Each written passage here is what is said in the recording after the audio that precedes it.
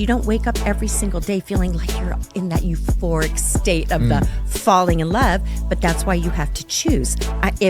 If marriage is if love is a feeling and you don't feel like you're in love anymore, then the relationship's over. Right. But if love is a choice, a behavior, a commitment, then you choose every single day. I love you regardless of how I feel.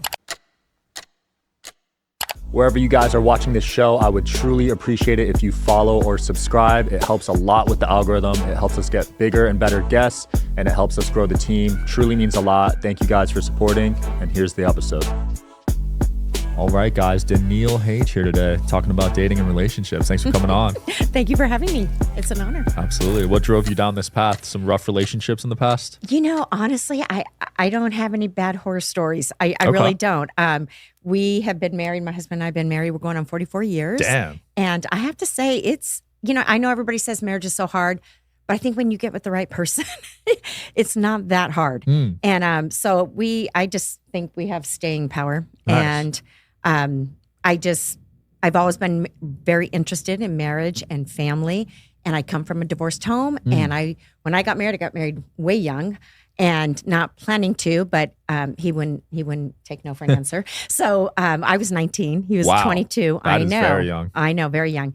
And people, I don't think they gave us a chance in hell, but I said, you know, if we're going to do this, we're never going to get divorced because I don't want my kids to have to live through a divorce. And he was in agreement. And so we just said, if we're going to be married, it's going to be great. We're going to have fun.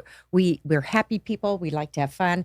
And I said, I'm not going to be in anything that's miserable. So we'll do whatever it takes to make sure it's good. That's powerful. I grew up in a divorce household too. Yeah. It was rough. Yeah. Fighting over custody, just traumatic. Yeah. Oh, wow. You know? Yeah. My parents didn't really have to fight for custody. I mean, my mom they shared custody of us and they were in agreement with that. And my parents, they were good people. They just, couldn't, for whatever reason, stay married. But both of them, I didn't come from a lot of dysfunction or anything like that. I had it pretty good, even with a divorced family, but I just knew I didn't want that for my family. Did a lot of your friends get divorced? Everybody. At our 10-year high school reunion, I was the only one still married. Damn. After 10 years. That's crazy. I know. I could not believe how everybody was either on their second marriage or divorced and not married. Yeah. Wow. So you grew up in a small town? Interesting. Rolling Heights, California, and half Rolling Heights, half Newport Beach. Got it. My dad was in Newport. My mom was in Rolling Heights. So we back and forth. Yeah. Wow. So within 10 years getting divorced. I know. I wonder, have you seen any similarities in terms of the causes? I just think people throw in the towel too quick these days. I just think people, it gets hard and you get hurt, you get annoyed, and people just give up. I think they just give up too soon. Wow. And if you can just make it past some of the hurdles, because there's hurdles in your relationships, of course. But if you choose that you are going to stick to it no matter what, and it takes some maturity. You have to factor in forgiveness for sure in every marriage because you're married to an imperfect, finite, fallible human being. We are all imperfect. There's no perfect person out there. So I think one of the myths of marriage is, they tell people don't settle. Don't settle. But really, we all settle at some point because there's no perfect person. Right. So my husband's not perfect, but he's perfect for me. And I am definitely not perfect. So you have to settle somewhere, but you have to decide what you're willing to live with and what you are unwilling to live with for the next 50 years. I love that. And people are constantly evolving, especially people in my space, right? In the entrepreneur space, because we come into money quickly, things happen. So I think people can't keep up with the speed sometimes, Yeah. Well, and I hear people say, oh, we fell out of love. And I'm like, well, then you don't know the meaning of love. Because love isn't a feeling, which I thought it was. When I met him, it happened pretty quick with us. We were dating again. We were very young. And he said, we're going to get married. And I'm like, oh, no, we're not. I'm way too young. I still have college to do. Yeah. I'm barely out of high school. I was 18. And I'm like, oh, no, I have too many things I have to do first. And so we're dating. And then there came a time, probably 3 months into it, I'm like, I don't think I'm in love with you. Wow. Because it started wearing off. And he goes, well, love's not a feeling. It's a choice. And I'm like, no, it's not. Again, I'm very young. my parents didn't teach me anything about this kind of stuff, but he taught me, and he was only 3 years older than me, but he already knew that love is a choice. You don't wake up every single day feeling like you're in that euphoric state of the falling in love, but that's why you have to choose.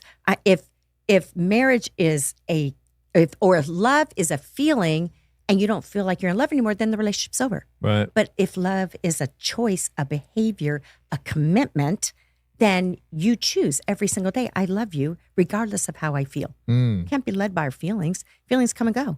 I like that, yeah, because you hear that term puppy love all the time, right? The first couple months or years you're dating, and then it goes away. Yes. And everybody has that. And then it starts to fade out over time, which it does. I give it 6 months, maybe 2 years if you're lucky. But then you have to start working on it. You have to do things to spark those feelings again, and communication, talking about how you first met and the reasons you fell in love to begin with. And all that kind of sparks those feelings. They can come back, but they come and go. So you can't depend on and put too much stock in your feelings. Right. These days, I think partially because of social media, a lot of people have trust issues with their partners. Was that something you ever struggled with? I never did with him. Wow. I felt very safe with him from the get-go, which is one of the reasons I married him.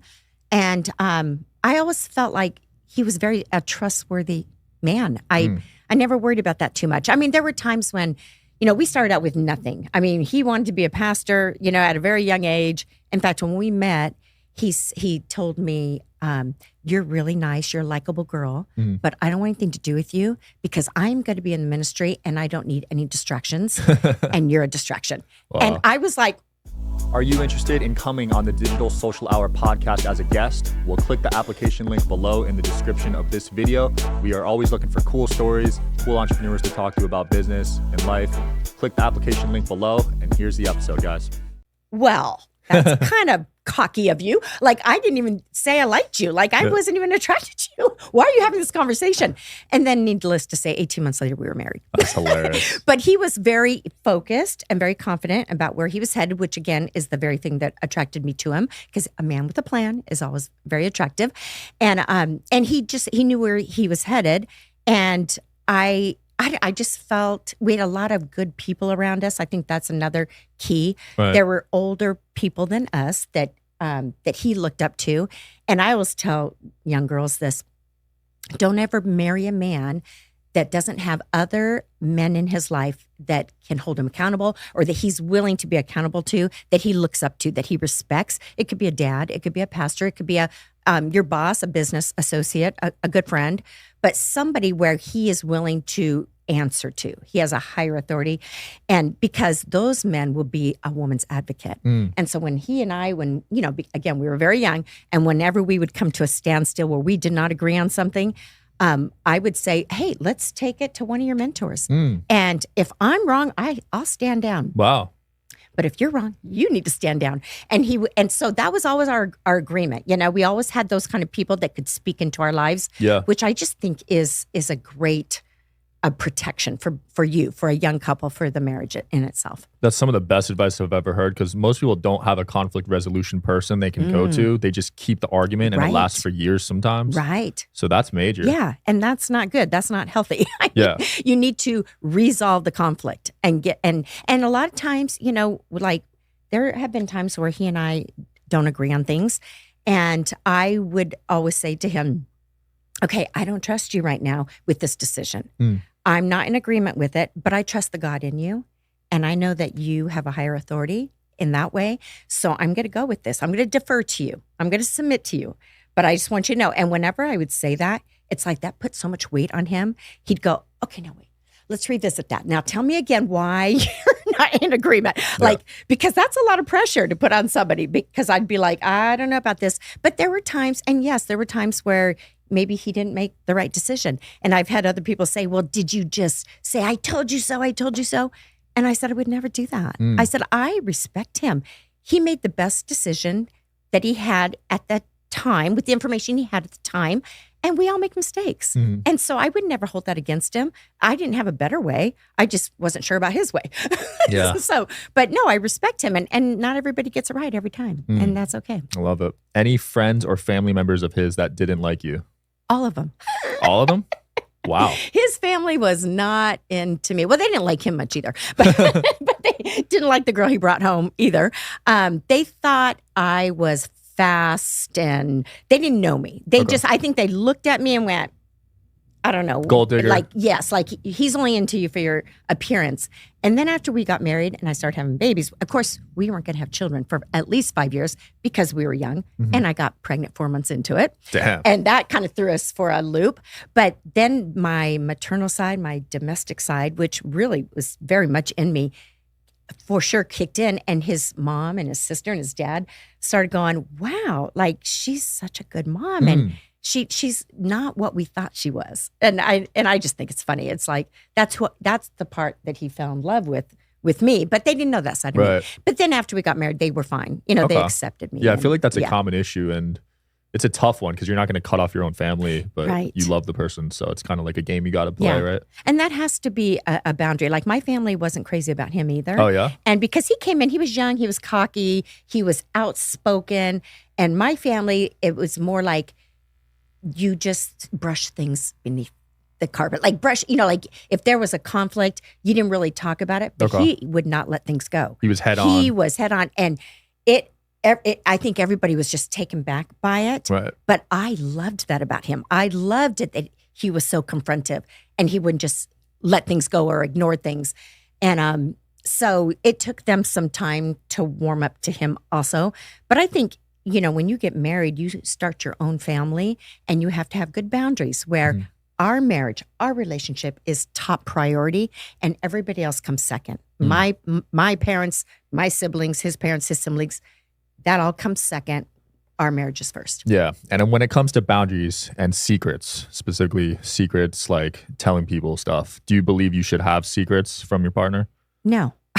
I think you have private things maybe, but I don't think secrets are a good thing. I think you need to have a very open, honest relationship, honest, open communication. Now, if somebody comes to me, a woman, and says, hey, I'm going to tell you something, but I don't want your husband to know. I will always say to them, okay, before you tell me, because I tell my husband everything and he tells me everything. So before you tell me, do you trust me that if I think he needs to know, will you trust me to make that decision of whether or not to tell him? And they usually always say yes. And I rarely ever tell him because it's their issue, their personal problems. He doesn't care. He doesn't need to know. But there are some things I'm like, no, he needs to be involved with this or I need his input in this situation. But there's a lot of things that it's like he's not interested in knowing. So yeah. I liked your take on competition with your partner. You said you should support and compliment each other rather than compete. Yes. And I saw that clip and it hit deep with me because I'm really competitive. And I noticed I would compete with my partner and I'm going to stop. Because I never thought of it from your perspective where you should be a team unit rather than competing. Like, silly example, but we were at the claw. It's like a bunch of claw machines. Okay. And she won more stuffed animals than me. And I got mad.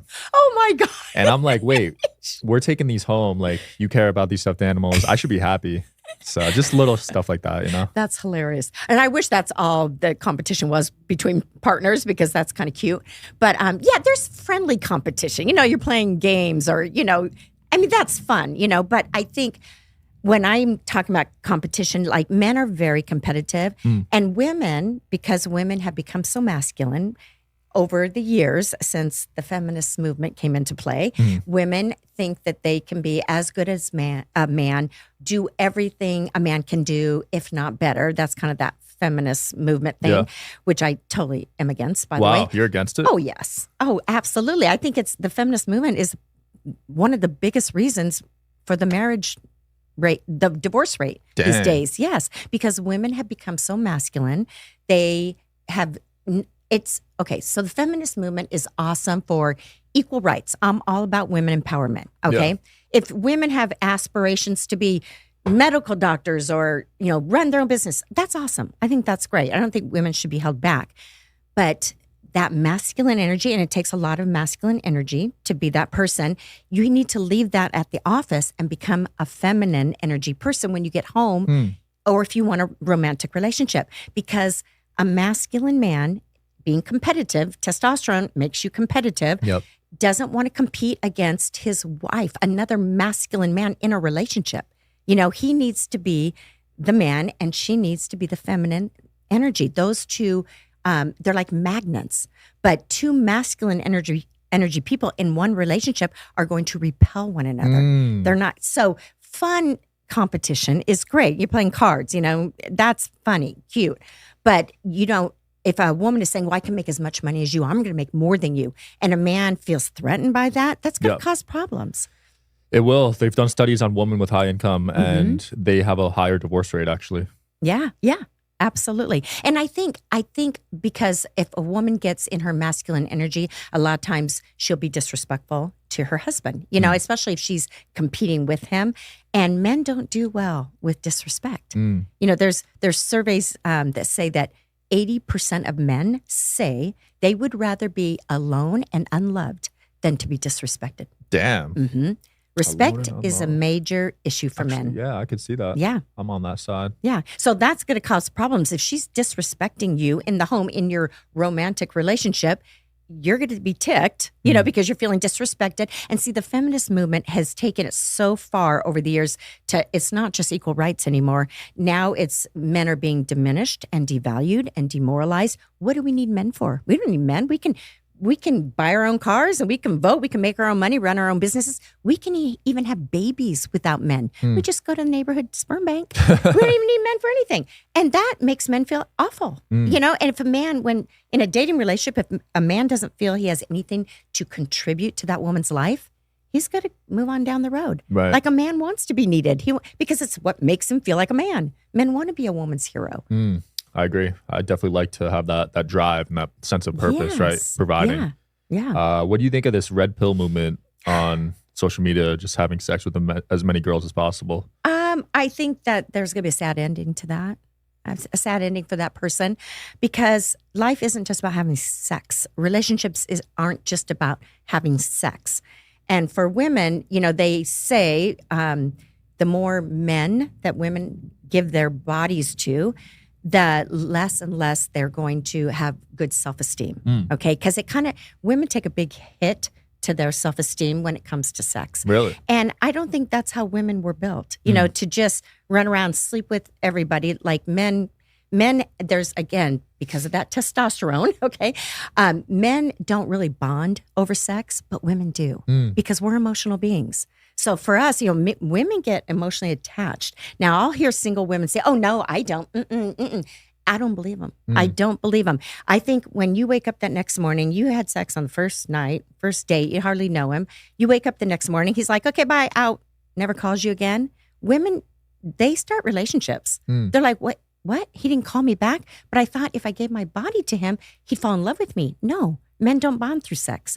It's for them, it's just plumbing. It's like they can have sex with women. I'm not saying it's good for them to do that, because I think a real man, a good man, can be content and happy with one woman for life. I believe that. I'm a strong believer in monogamy. I know a lot of people don't believe that, but I do.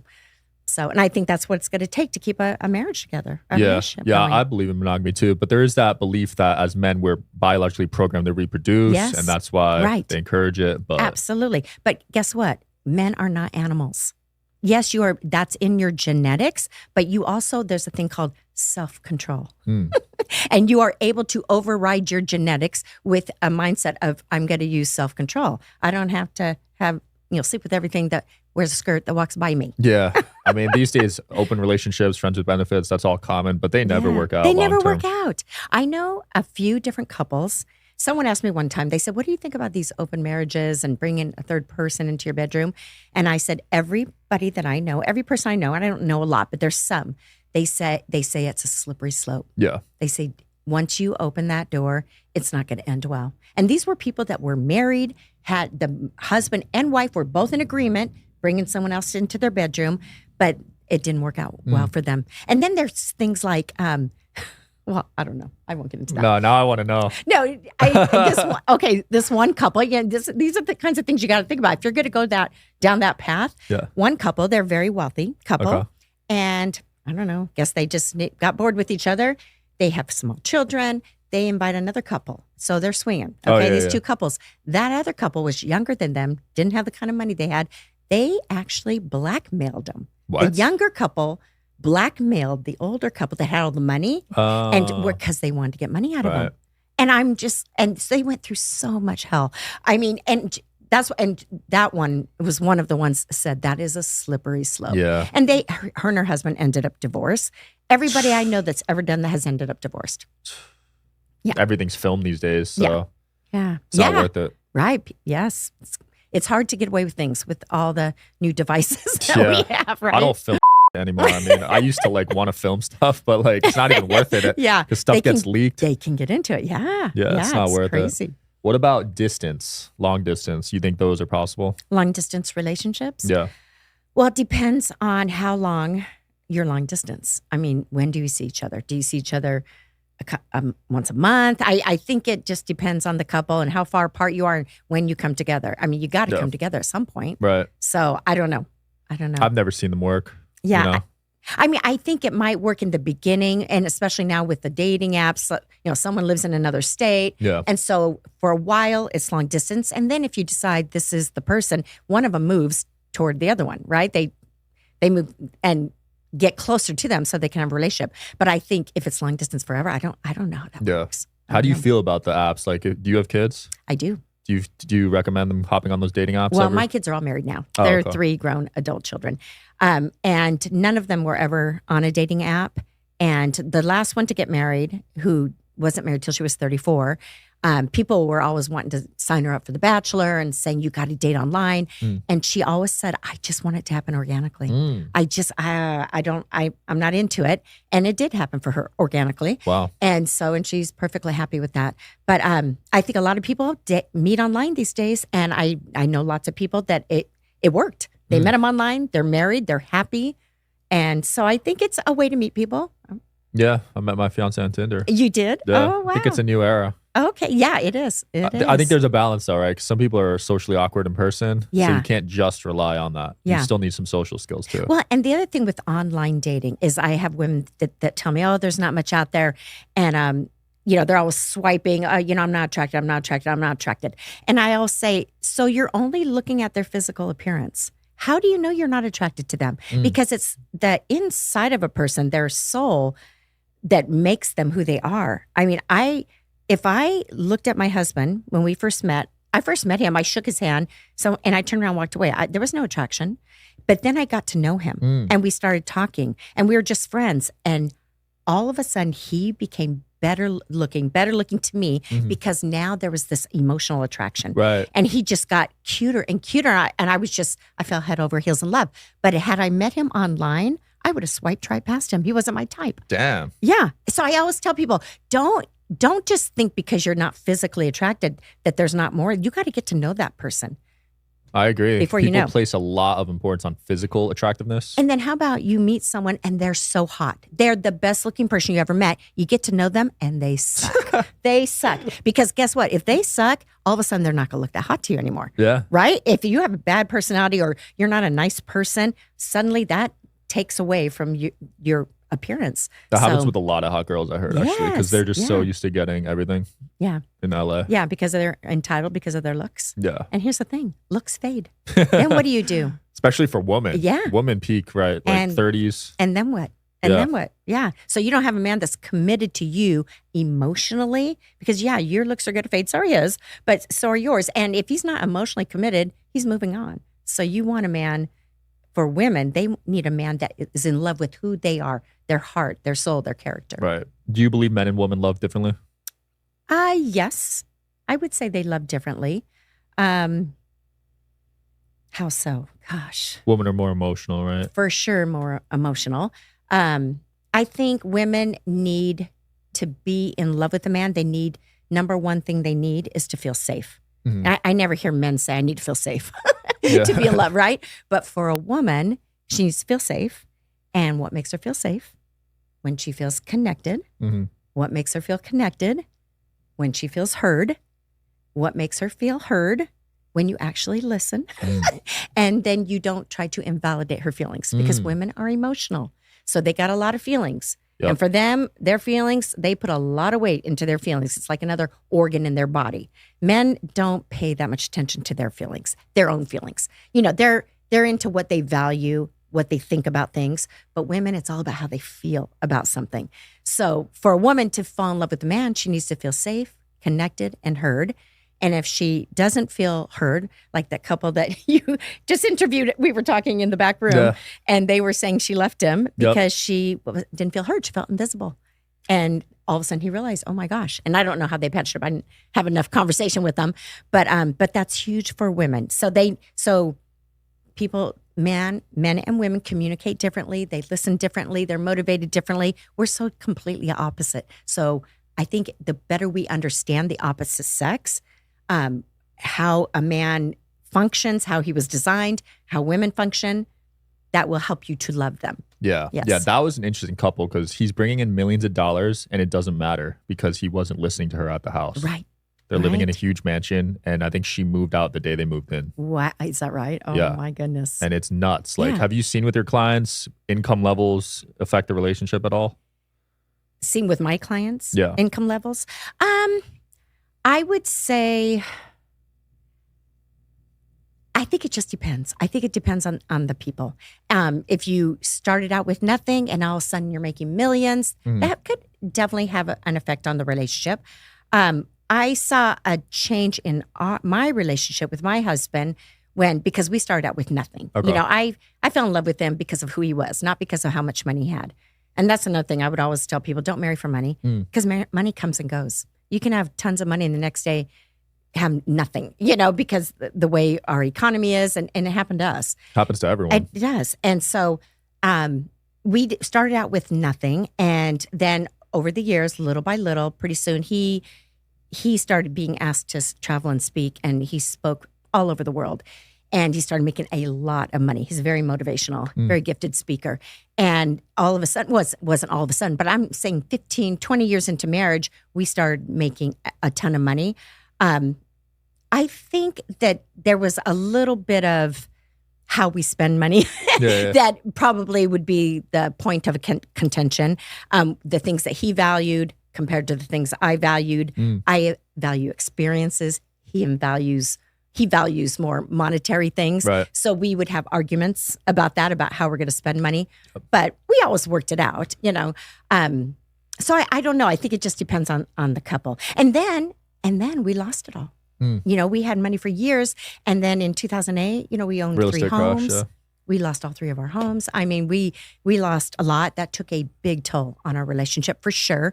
And I think it was harder for him than it was for me because I said, I married you with nothing. It's not because of the money that I am in love with you. But for a man to lose your kingdom, that takes a toll. And I think he went through a kind of a depression. Yeah. Maybe not clinically depressed, but I couldn't get him off the couch. And he would always say, you should be with someone who can give you more than me. Wow. And I would say, are you kidding me? I said, I didn't marry you for money. I married you for you. I'm not going anywhere as long as we have our health, we have our kids. Like, I'm good. I don't care. I could live in a 2-bedroom apartment and be just as happy. You're a real one. And we have lived in 2-bedroom apartments over the years, and we've lived in beautiful homes. But no, I'm in here. I was in that for the long haul for him, not for what he could give me. Because there's people in your shoes that leave. I know. And I just think that's so sad. And I think that's why, and men need to be careful who they choose too. You want a woman, you marry for character. You marry because where you connect at purpose, you connect at values. If you don't have similar values, that's going to become a major point of contention in your relationship. Your core values need to be on board with each other's core values. You need to have purpose together. Where are you headed? Like you're both in your own lanes, but your lanes are going in the same direction. They're not going in different directions. And, or if you have no purpose together, if you're always arguing about your values, you're not compatible. Right. Don't marry that person. Yeah, because you're not going to change values. No. And it doesn't have to be that hard, but I think there's all those red flags when people are dating, but people choose not to see them. Right. Because I really like them. Yeah, well, he's never ever said he's sorry. But I really like him. I'll just ignore that.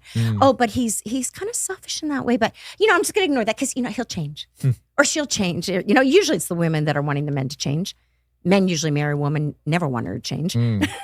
That's true too. But women look at men and go, okay, once I can get him to wear his hair right, dress right, mind his manners, then he'll be the perfect guy. How much potential does he have for change? Bad question to ask. Yeah, for sure. Marry him. I always tell women, marry a man that if he never changes, he is who he is right now for the rest of his life, you can live with that. If you're good at that, he's a good one. Wow. Good candidate. That's huge. Yeah, because some people spend years dating to see if it's a fit, but you should know pretty quick. Yes, I do think people know. If you're dating over 3 years, you're dating 5, 6 years, something's wrong. You're not married yet. Why? Who doesn't want to get married? Yeah. To me, that's ridiculous. Like the reason, and this is what I believe now, I know not everybody believes this, the reason for dating is to see, is this a person I can live with? Is this a person I can marry and live with and build a family with? Right. Or build whatever you want to build together. But, or why date? If you don't want to be married, don't date. That's how I always saw dating. But yeah, people don't see it that way. They don't anymore. Yeah. I know. It's like they don't court anymore. Whatever happened to courtship? Yeah. It's like, and people are just jumping in the sack. And I believe that God has a plan for marriage and engagement and dating and all those things. But people want to do it their way. And Absolutely. These days, the way they're doing it is not working. Yeah. It's not working. Look at the divorce rate. Absolutely. Yeah. 50-50 coin flip these days. I know. Crazy. I was on your YouTube. I thought this was interesting. So you believe men become more emotional as they age and women become more logical as they age. Yeah. And that's not just something I believe. That's called biology. And it's because of hormones. Yeah. So, as men age, their testosterone levels start to drop. And it doesn't have to be that way, but usually they need help as far as, they need to be tested for testosterone and see where they're at in their levels. But their hormones start to change as we age, and women kind of get more focused, more, just more certain about things. Men become more emotional after making love. A man wants to cuddle, and sometimes he'll cry. Like I watched my husband. I won't say too much. Putting him on the spot right now. I know. But as he got into his 50s, yeah, and now our kids are older too at this time, and he's a preacher, and he's an emotional man already. He's a preacher, right? And he's very, very intense and very passionate. And so, but I started seeing when he would be preaching, he would become emotional, and he'd become very sensitive, and he would even cry. And me and my adult children, we'd be like, and then we would start crying. We're like, they've never seen dad like that, because he's a masculine man. He's a man's man. But he just got, and even now he's 66, and he's just so much more tender and so much more sensitive. He's always been very verbal, but now he'll be the one to give all the details. And I'm the one now that says, "Okay, give me the bottom line. Can you just cut to the chase?" Like I used to be the one very detail oriented and, very feeling centered. And now I'm seeing myself, I'm able to be more single focused, and he's become more emotional. It's just funny, but it's age and our hormones, the way our hormones work. I could see it though, because a lot of girls when they're younger, they'll just try to sleep with the hottest guy. But then I think they get a little wiser as they get older, right? Hopefully they get wiser. Yes. Yeah. Yes. I love that. Danielle, it's been fun. Or Danielle. My bad. Anything you want to promote or close off with? I just, I would say, of course, you can follow me on Instagram. I do coaching. Other than that, no. Cool. We'll link it below. Thanks for coming on. Okay. Thank you for having me. Thanks for watching, guys. As always, see you tomorrow.